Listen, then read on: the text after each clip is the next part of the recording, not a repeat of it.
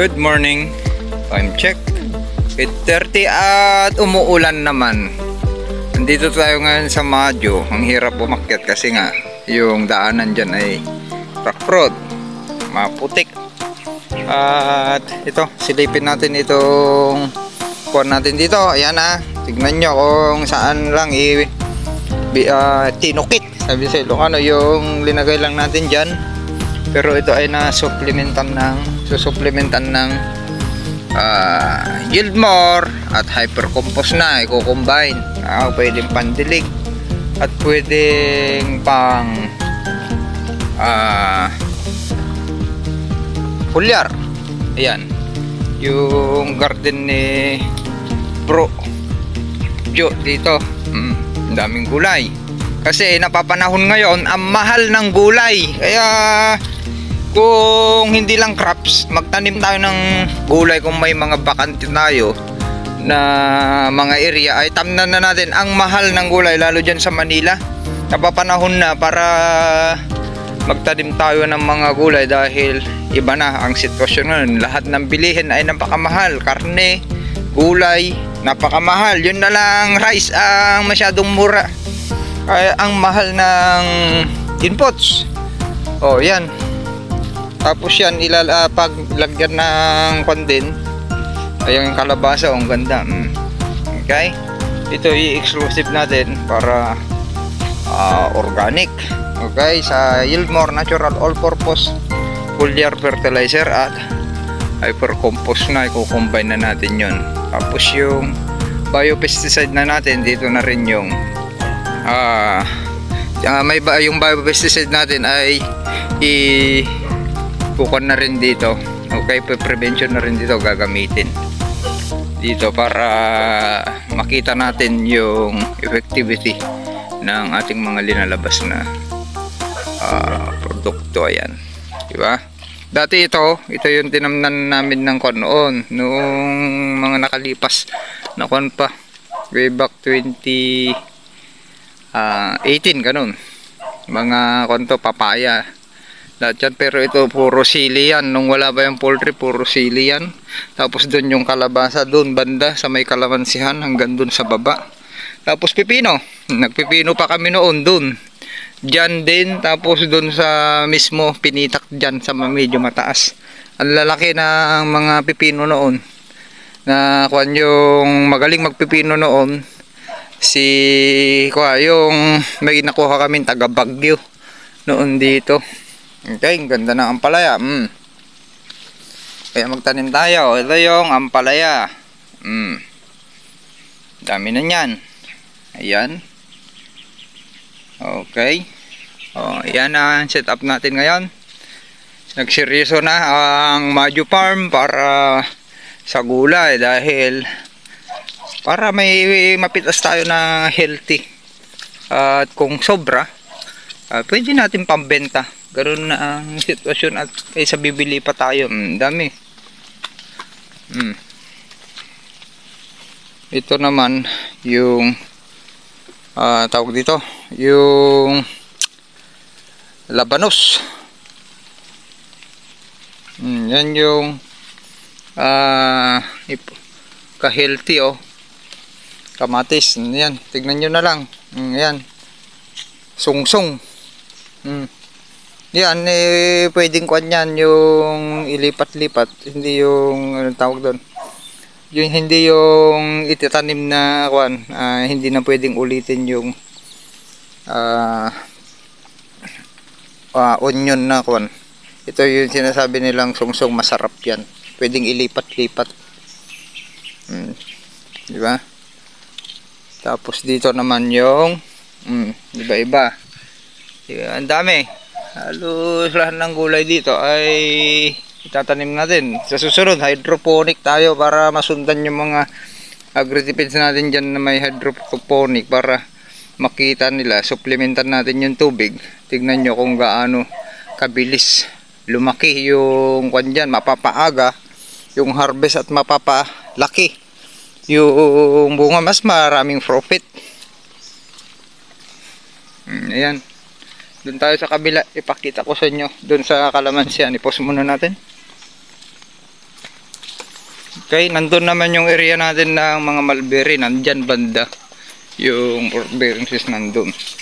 Tara, ipakita ko muna sa inyo bago tayo magtrabaho dito. Yan. Nagkuhan lang tayo kasi maputik, umuulan.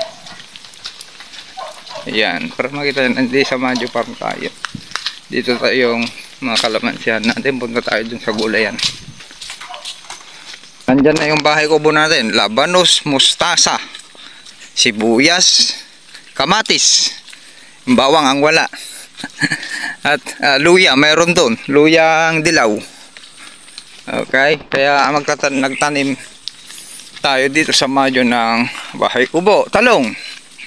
O, nandyan na yung talong natin yung pinakita ko noon sa inyo. Mga 2 weeks na or 1 week. 2 weeks na pala, hindi tayo nakapunta din, magto 2 weeks. Kaganda. Ito yung kamote. Diba? Libre na. Tapos yung talong, nagsimula na rin, kalinis. Yung kon natin, lalaki. Nandyan po ay nasupplementan ng Yieldmore Natural All-Purpose Foliar Fertilizer. At kinumbine na ni bro yung hypercompost para aging magkasama yan para makuha natin yung fulvic at humic acid. Yan, pandilig.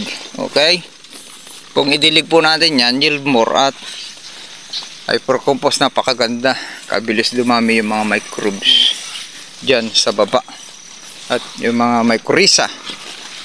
Okay, yung kwan din yun, pre-nuning.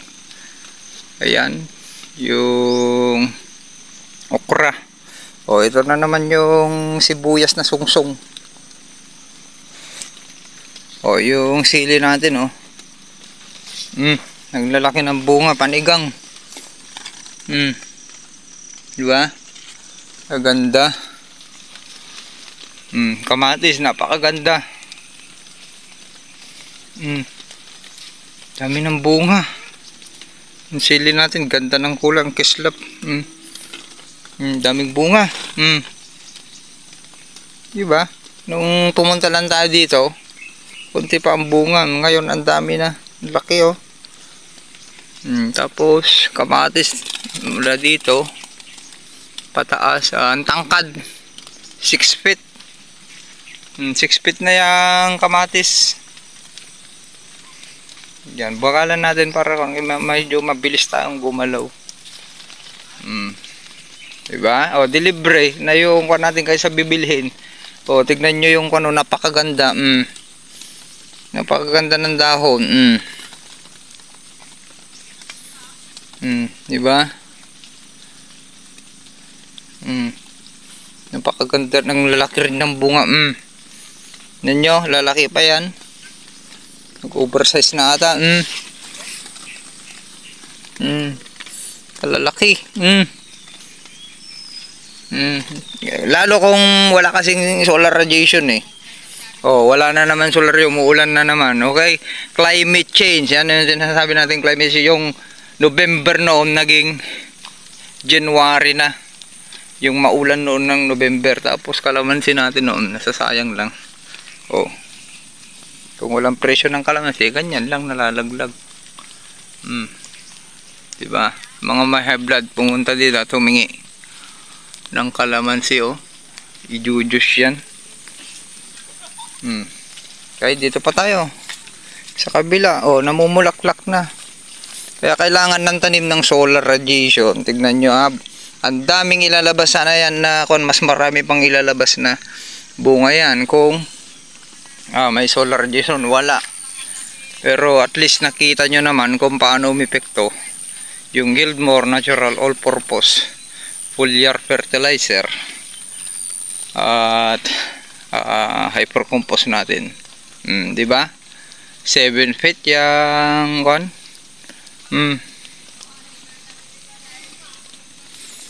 Okay.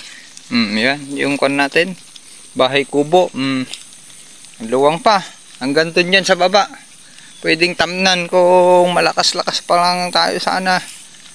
ay walang problema sa pagtamnan. Nasa sa atin lang, sipagan lang. At kung gawin yung negosyo, pwede. Tamnan nyo lahat yan. Ganun kung may area kayo na hindi nagagamit, ay bakante, ay nyo na lang. Tamnan nyo para pakinabangan. Okay, sharing is caring. Happy farmers. Ito mga ka-agritipid stems, ito talbos ito, na pruning. Yung na pruning doon, ilinipat tanim dito, tapos diniligan ng Yieldmore at Hypercompost. Big sabihin, ito yung pruning. Nakita nyo galing na yan sa pruning, tingnan nyo, napaka-healthy. Okay? Ayan, kaya marami tayong maibabahagi po sa inyo. Umuulan, pinilit ko lang na ipakita sa inyo. Alis na po tayo dito sa Madyo, natapos yung trabaho natin. Hindi tayo makapag-deliver ngayon. Maulan pa at pangit yung daanan. Ayan, ang daming nalaglag na kalamansi. Nalaglag lang. Dahil walang presyo at walang makaharap. Ang dami niyan. Naglaglag. Ilang sako yan, ilang tiklis. Tingnan hanggang dun yan. May 200 puno ito kalamansi dito. Yung tinanim namin ni Kuya Jay noon. Ang lalaki. Sarap i-juice sana to. Dami. Napakarami. Aasim yung lupa. Okay. Sharing is caring, karna.